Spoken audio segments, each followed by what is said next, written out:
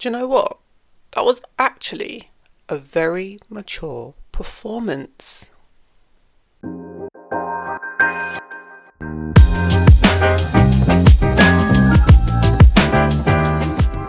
Hello and welcome back to FooteaTalks, my people, my community. I hope you're all having a wonderful day so far. So, Arsenal in the Champions League semi-final against Atletico Madrid in Madrid. And all of that, when you mix it up together, it seems like it would be probably one of the worst places we could go to in Europe. And trust me, I think it is. I think that's one of the hardest places to go to. And it started off a bit rocky, maybe the first 5 minutes or so. But I think we handled that pressure really, really well. I think after that rocky period of the crowd fired up and, that ferocious atmosphere, I feel like we really did handle that pressure well. And there are a few players that I want to highlight during this period because I feel like it was definitely a game of two halves. The classic niche, saying that happens in football, but it really, really was a tale of two halves.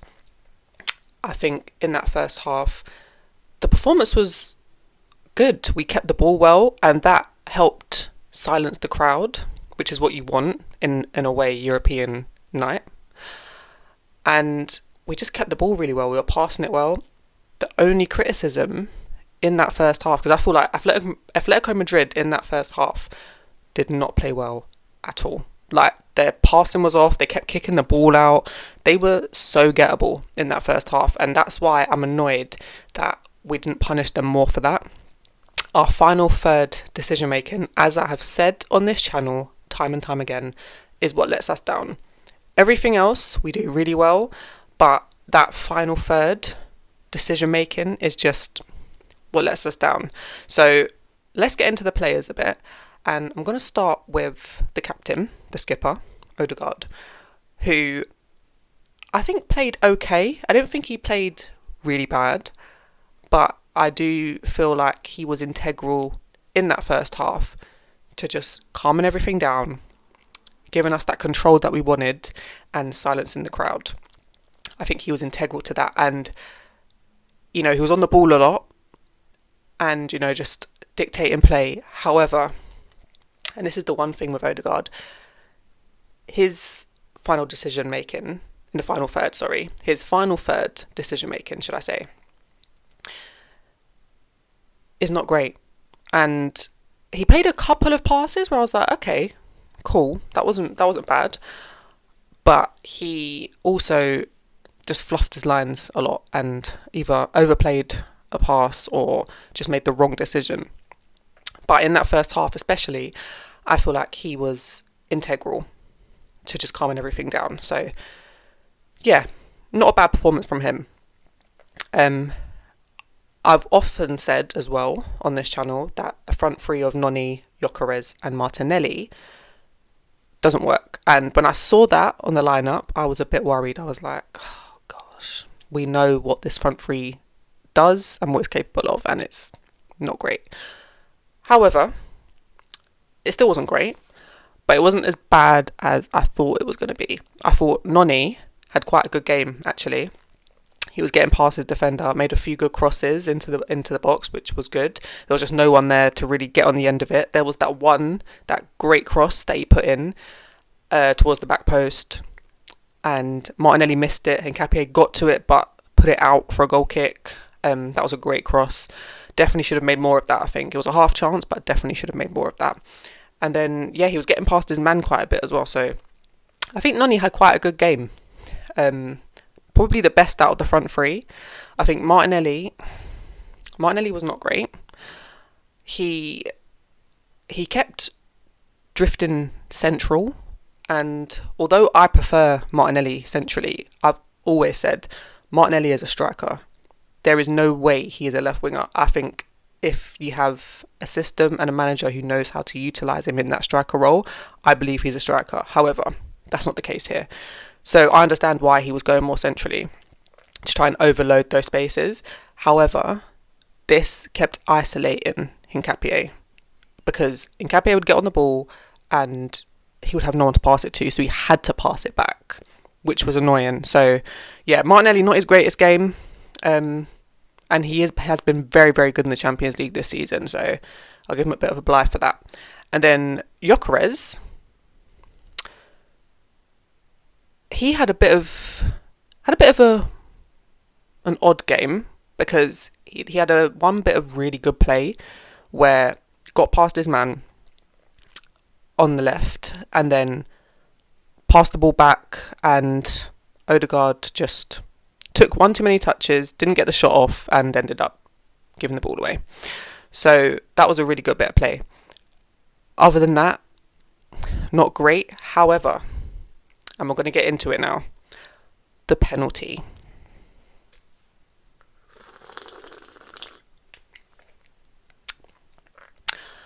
If there is one thing that we can say Gyökeres is great at, it is penalties, guys.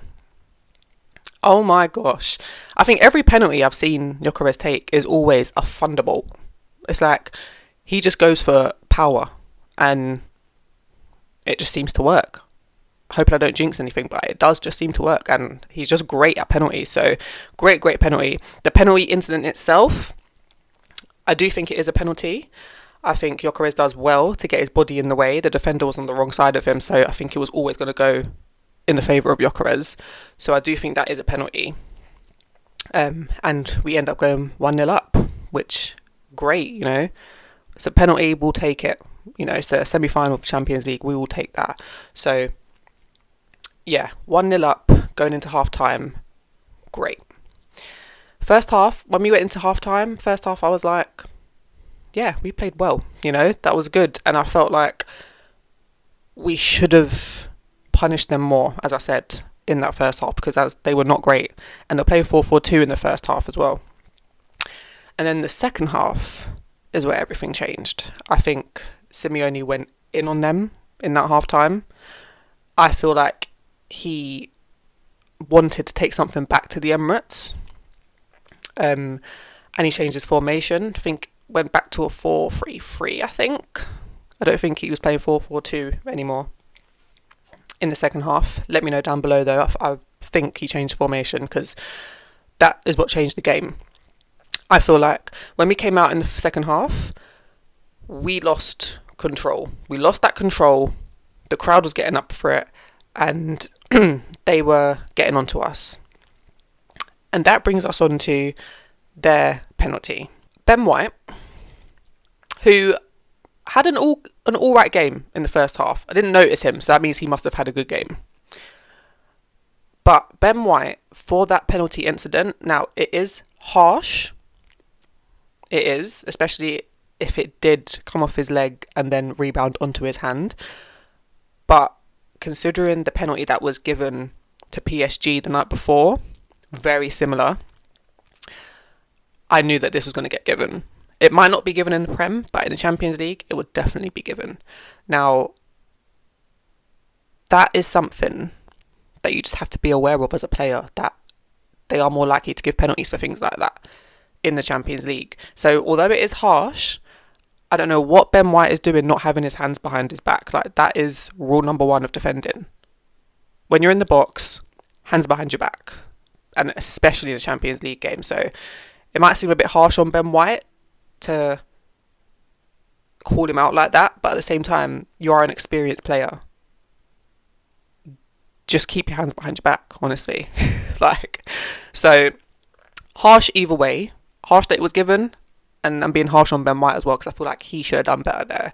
And after that, I think the second half, Ben White did not have a good game at all. I thought Mosquera should have come on earlier, because Ben White was just getting cooked by Lookman on that side. So yeah, not a good game in the second half of Ben White at all. And as I keep reiterating, we need Timber back ASAP. I'm hoping, fingers crossed, that he'll be back for Fulham on Saturday, because I want him in the second leg against these guys at the Emirates next week. So fingers crossed Timber's back, because Ben White, he is becoming a bit of a liability, which I don't like to say, because I do like Ben White, but we desperately need Timber back. But Mosquera did well when he came on nonetheless, so we'll talk about the cameos afterwards. We'll then get into the next penalty incident, which didn't go our way, and that is against Eze. Now, Eze comes on, and he comes on for Odegaard, and I thought Eze came on and just got up to speed of the game so well. Like, so well, because the game was at a high speed when he came on. We were under the cosh, so he did very well to get up to speed and, help us get into that final third and try a 1-2, So, credit to him for that. The penalty incident itself, I think, is an absolute robbery. I'm not going to lie. The ref bottled it because he gave it in real time, and then I don't know why the VAR felt that they had to get involved in that, because although the contact was minimal, it was still contact, and it shouldn't have to take Eze to go down for that to be a penalty. So I do think it was a penalty, and I think the ref did bottle it. I feel like he caved in to the atmosphere of Simeone, the players, the atmosphere of the stadium, and he bottled it. That's all I can actually say. He bottled it. He changed his mind. So yeah, I do think that we were robbed of a penalty, which in a Champions League semi-final, that is a huge call. So it is now definitely all to play for next week. So yeah, definitely a penalty in my opinion. Let me know what you think down below. Do you think it were robbed, or do you think it shouldn't have been a pen? If you don't think it should have been a penalty, let me know why as well. So yeah, Eze did well when he came on. Trossard, I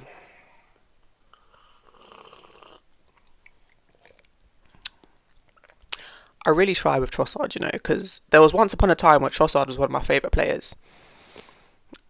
But he's just so off it. And he has been off it from like December. He came on, was just not at the races, was taking too long on the ball. It's like he thought he was Messi, like just holding on to ball. He thought he could like dribble past 3-4 players. And I'm like, bro, you're not Messi. Just calm down, all right? So, terrible cameo from Trossard. Absolutely terrible. Saka came on. I don't think Saka should have come on, judging by how he looked when he came on. He did not look fit at all. Just kept sliding all over the pitch. And I know that other teams have problems with that Atletico Madrid pitch. I think it's a bit longer than usual, and I don't know if they wet it too much. I don't know, but they are the masters of playing on their own pitch, and I mean, it is their home ground, so of course they're going to be. But yeah, he just was not at the races either. He didn't look fit, in my opinion. But I guess it's kind of good that he got a few minutes into him, because we are going to need him. So although he didn't look fit, hopefully just getting some minutes into him, getting prepared for the weekend and for the next leg next week. That's all we can really hope for, to be honest. A few other key people. Mascara. I thought Mascara did well. I think he had our only shot on target in the second half as well. I was like, wow, Mascara, he got high up the pitch and took a shot, So yeah, I think Mascara did well as well when he came on. Definitely looked better than Ben White as well. But yeah, a couple of other key players that I'd like to highlight is the Deckers and Zubamendi. We've seen it for a few weeks now that Declan Rice has been playing a bit deeper in the 6 and Zubamendi a bit higher up in the 8, which is great. That's what we all want. And I think it was definitely more evident tonight. I feel like Zubi didn't have a bad game.